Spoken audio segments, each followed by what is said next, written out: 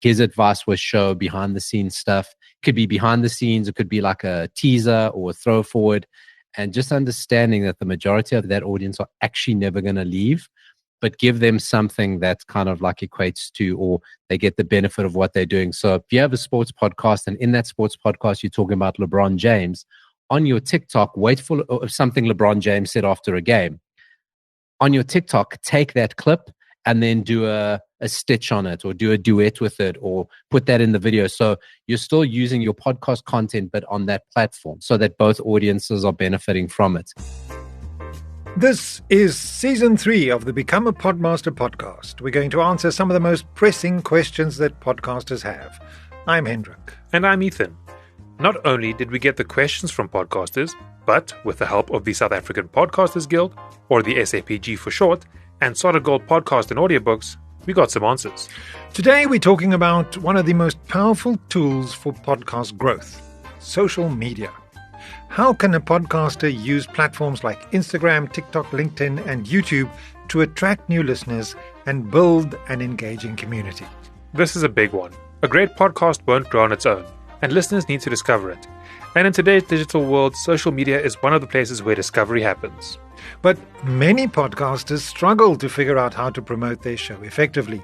Should they focus on short-form videos? Should they be on every platform? How do they turn casual listeners into a loyal community? These are the kinds of questions we're going to be tackling today. And as always, we've got insights from experts who've successfully used social media to expand their podcast audience and strengthen listener engagement.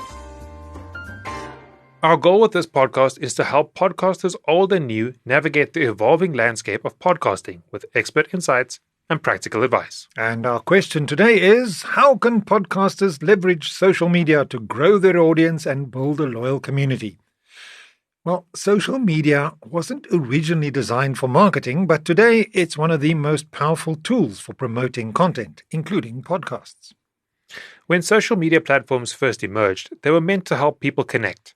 Facebook started as a way for university students to stay in touch. Twitter was for quick, real-time updates. And Instagram was all about sharing personal moments through photos. None of these platforms were built with marketing in mind. But as more people began using social media, brands and creators saw an opportunity to reach audiences directly without relying on traditional advertising or big media channels. Over time, businesses, influencers, and yes, podcasters started using these platforms not just to share, but to promote and sell. Social media companies saw the shift and adapted. They introduced advertising tools, algorithms that push content to the right people, and features like stories, live video, and short-form content to keep users engaged. And this is where podcasting comes in. Podcasts aren't really that easy to discover. They don't go viral in the same way that videos or tweets do. Or should we call them X's these days? I don't know. That's why social media is crucial for podcasters. It helps break the past limitations of podcast directories and puts shows directly in front of potential listeners. And social media platforms have evolved to make this even easier. YouTube has pushed video podcasts, Instagram and TikTok have made short-form content a discovery tool, and Twitter, now X, has become a hub for thought leadership and conversations around podcast topics. So today we're going to explore how podcasters can use social media effectively, what strategies work best for audience growth, and how to build a strong community around your show. I think a great place to start would be to hear from podcasters and to find out their challenges using social media. Hi, I'm Lwazi, and my podcast is called Sportsmania with Lwazi Folsak. My question is, how can one best increase the listenership and following for their podcast? And that's really the million-dollar question, isn't it, Ethan?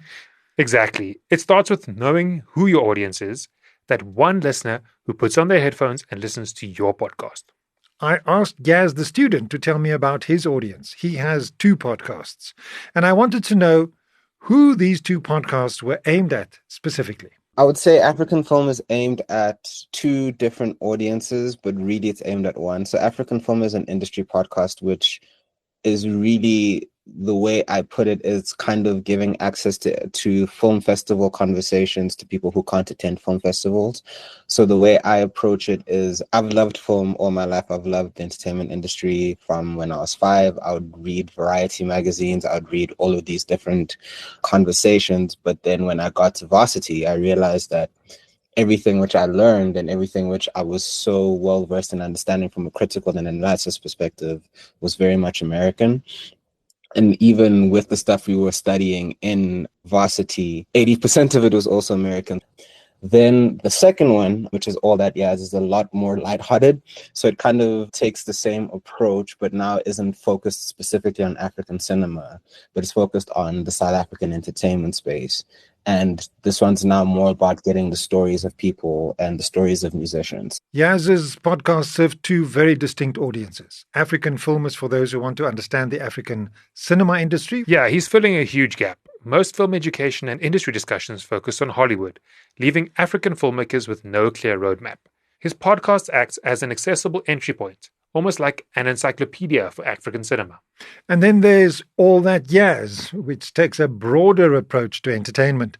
It's more relaxed, focusing on the stories behind South African musicians and creatives, giving a voice to the people shaping the local industry. So if you're interested in hearing deep industry insights or just want to hear some great conversations with artists, Yaz has created spaces where audiences can engage with South African and African entertainment on their own terms.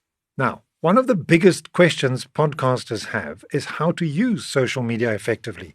Should you focus on growing an audience directly on these platforms, or should you be using them purely as a tool to drive listeners to your podcast? Bob Rock shares his perspective on this, emphasizing that while social media isn't the best place to host your podcast, it is a powerful tool for directing listeners to the right platforms. Here's what he had to say. I think more podcast platforms, because when I think about the podcast going on social media, my first thing that I think about really is the only reason I'm putting it out there is to sort of draw in audience and direct them to the platforms, because social media isn't necessarily the best host for your podcast. For me, I think it's a great driver to get people to go where you need them to be. So directing them to your website or directing them to your Spotify or etc. So that's what I would think, because most people are on social media, whether we like the media or not. You got to go to where your audience is in order to capture them. Bob's main challenge is that while social media is great for discovery, it's not really designed for podcast listening. So the real struggle is figuring out how to capture attention on social media and successfully direct listeners to the podcast platforms. I asked Gino how he develops an audience for his podcast. It's mostly social media. What has been an Achilles heel is whether we were going to do video or not. Because again, look at video, now it becomes a production. You now have to have lighting and cameras. So for the longest time, we didn't.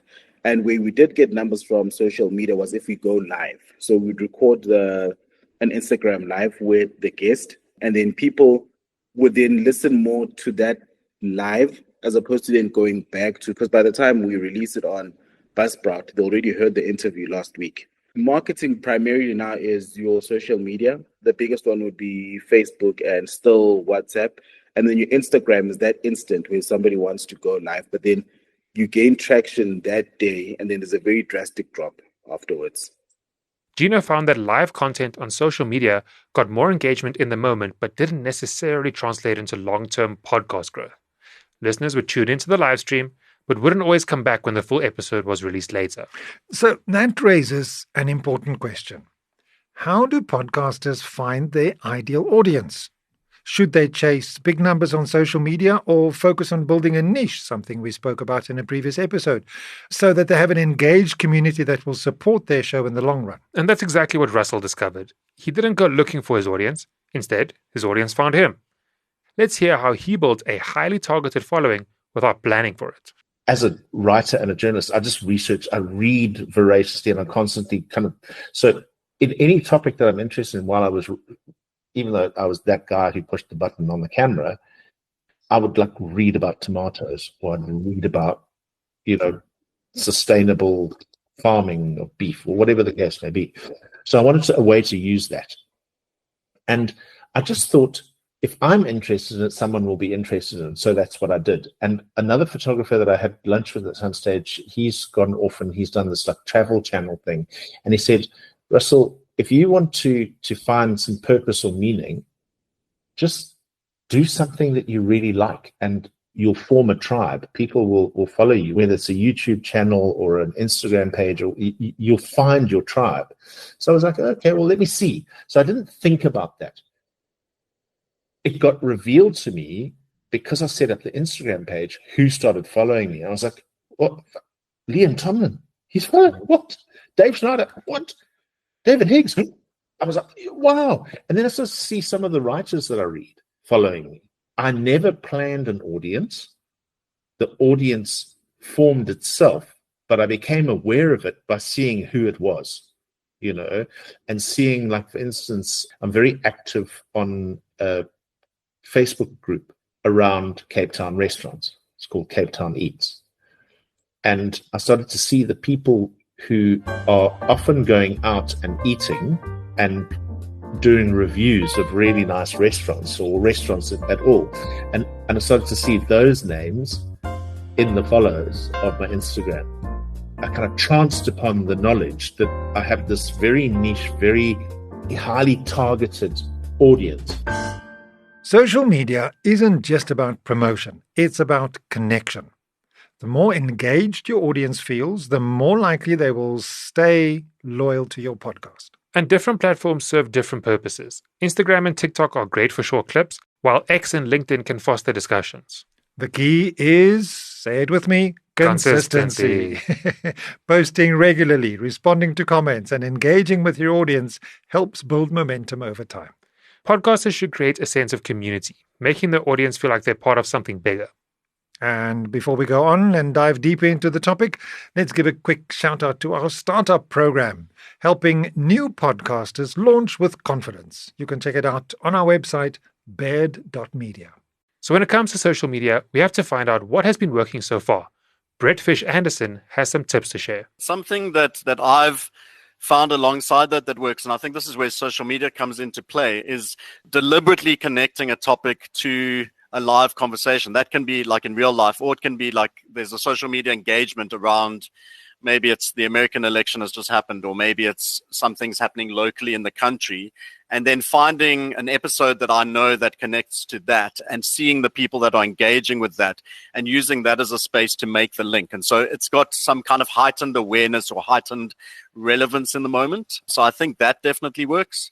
With something like Twitter or even Facebook, I think there are kind of status updates where you can do the same kind of thing. You can have it as a pinned message on Twitter, or X, as 7 people are calling it these days.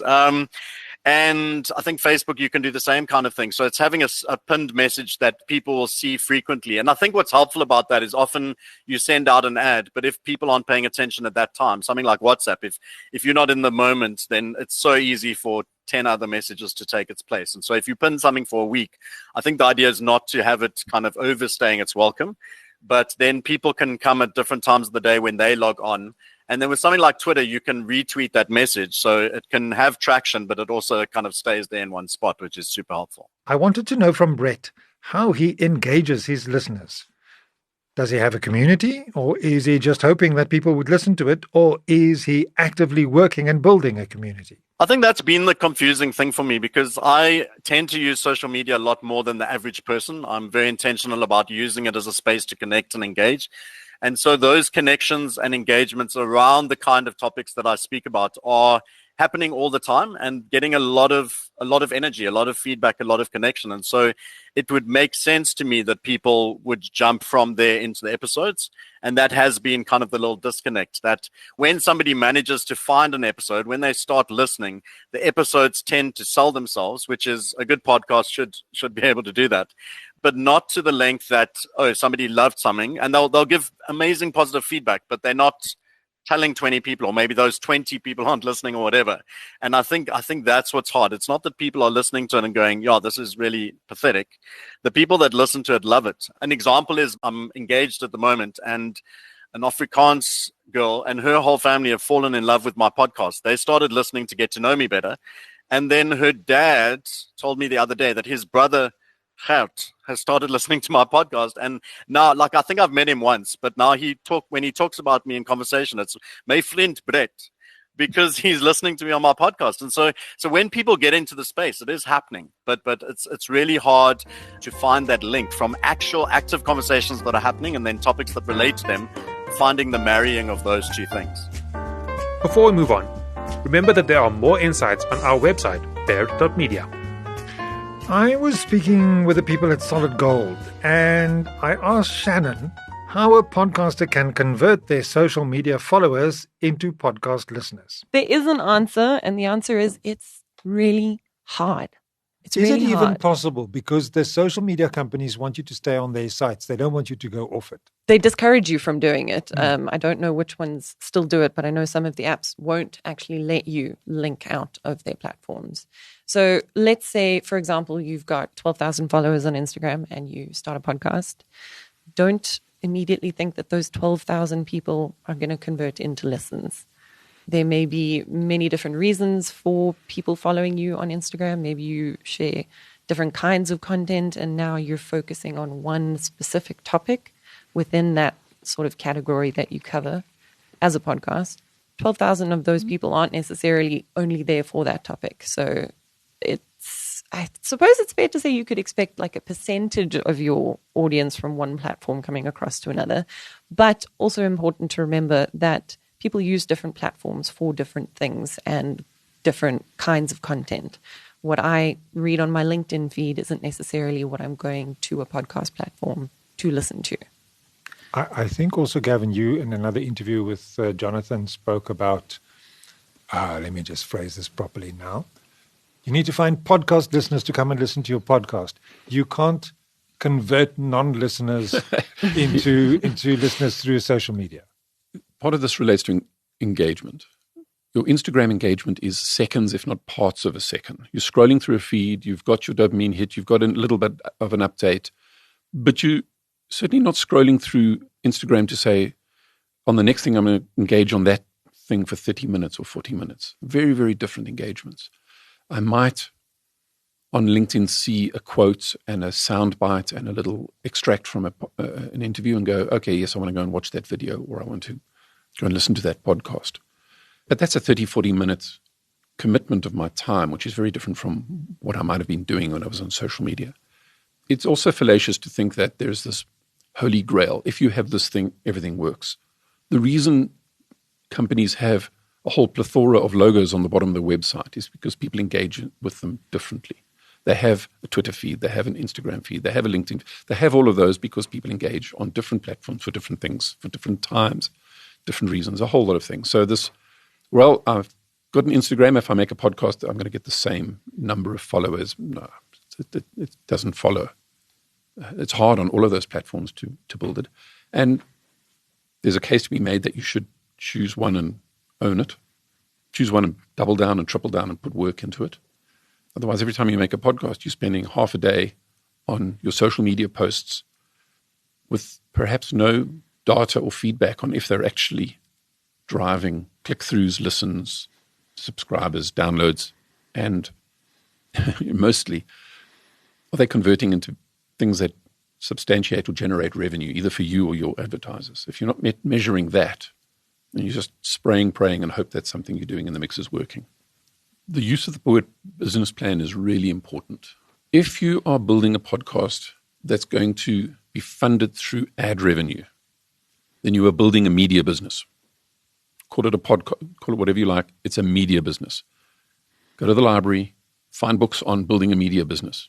Read Rupert Murdoch, read CNN, Ted Turner, read those and learn how to build a media business and do that.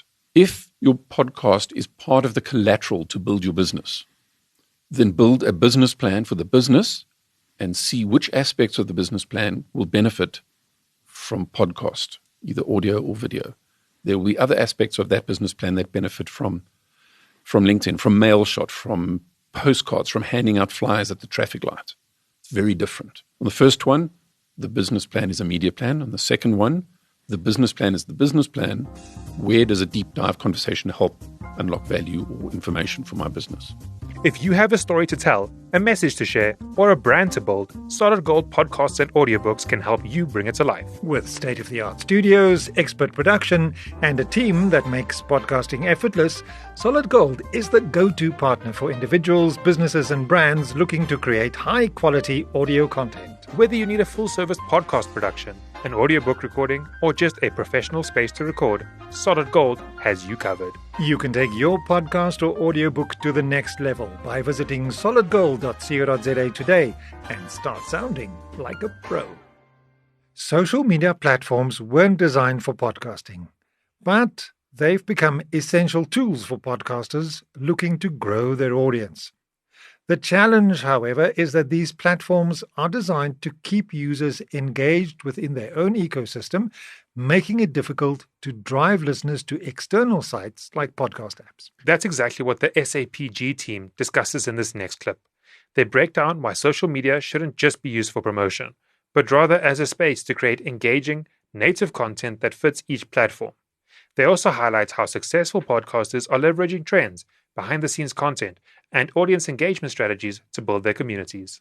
Let's hear their take on how podcasters can adapt their content to social media and maximize its impact. We did a fantastic episode on the SA Podcaster Guild podcast, How to Make a Podcast in SA, with Monet Eberson. And for me, he's probably one of the TikTok gurus in South Africa. He is the. And I think the thing you're going to be disadvantaged about if you got followers on any other platform is just remember those platforms are designed to make sure you never leave. No matter what you do, they will make sure that they keep people within the platform. Now, obviously, when you're talking TikTok or Instagram, those are all short formats. So I think produce content for those people. I think his advice was show behind the scenes stuff. His advice was to give people like a little bit of like, it could be behind the scenes, it could be like a teaser or a throw forward, and just understanding that the majority of that audience are actually never going to leave, but give them something that kind of like equates to, or they get the benefit of what they're doing. So I think he used an example about LeBron James. So he said, if you have a sports podcast and in that sports podcast, you're talking about LeBron James, wait for something LeBron James said after a game. On your TikTok, take that clip and then do a stitch on it or do a duet with it or put that in the video. So you're still using your podcast content, but on that platform so that both audiences are benefiting from it. So I think that's important. And that's why I say this line between I'm a podcaster, influencer, TikTok or whatever is going to become more blurred. So that's just a great example because they don't want you moving and they will penalize you if you do try to get people to move. So go, how can I use that content, not just the clips? Because I see a lot of people cut the clips and put it on and they're not effective. I've seen the numbers. They're not effective. So do something else. Make it native to what that platform is good at.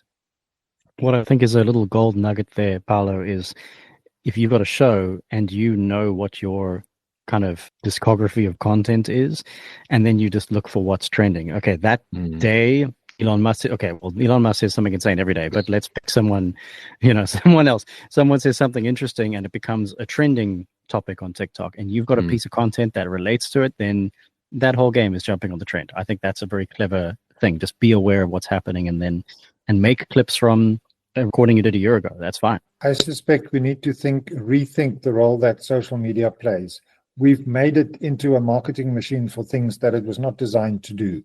And like you say, people are stuck there. I've seen people on TikTok and 2 hours later, they're still going scroll. And I suspect, and I think it was said in one of the SAPG groups, is we need to go where people are already listening to podcasts to get them to listen to our podcasts. Yeah, that's it. I agree. And also, if someone has an attention span of 3/4 of a second and spends 2 hours on TikTok, then they might not be your market. You should be looking for people who read books. The stat is 0.7 second. That's the attention span on a TikTok video, 0.7 seconds. Incredible. And that's just the time it takes for you to flick and to scroll. I've recently become aware that we have a problem in podcasting in general, but I don't know, it might be South Africa specific, but I've spoken to, I think in the last month, 3 or 4 people who are over 50.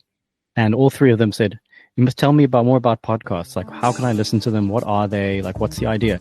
And they are our ideal audience. They've got longer attention spans. They grew up reading books and listening to long form, like radio and movies and all that kind of thing.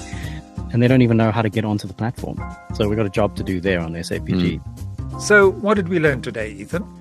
First and foremost, social media isn't just a promotional tool. It's an essential discovery platform for podcasters. But it's important to use it strategically, creating content that fits each platform instead of just repurposing clips and hoping for the best. Right.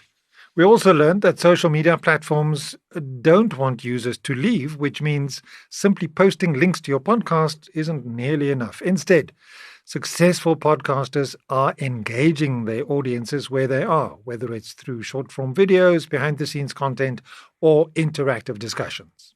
And engagement is key. Building a podcast audience isn't just about getting listens. It's about creating a community. When listeners feel involved through comments, Q&As, or live events, they're far more likely to become loyal followers. And speaking of loyalty, we also saw how niche-focused content can organically attract the right audience. And as we heard from Russell, sometimes the best audience building happens when you create content you're passionate about and you just allow the right people to find you. Ultimately, the goal isn't just to get people to listen. It's to make them care about your podcast enough to keep coming back. And that's it for this episode. If you found it valuable, don't forget to share and to tag us on LinkedIn. And that's the end of Season 3 of Become a Podmaster. No, wait. There's more. There is? Yes. We have a special bonus episode. And what's that next episode about? We just saw that there were more people like us who were tired of being on our own. We were tired of thinking we're crazy and nobody's into the silly little thing. The big media owner said, if you guys start this thing, even just a beer and pizza organization will back you. And I'm very happy to say we're more than a beer and pizza organization. I think when people look at us, they go, wow, this is legit. This is something serious. This isn't just a group of people talking around getting in their feels about stuff. They really want to drive change. And but it started in the most like innocuous, like little coffee shop in District 6, which is, I think, is cool.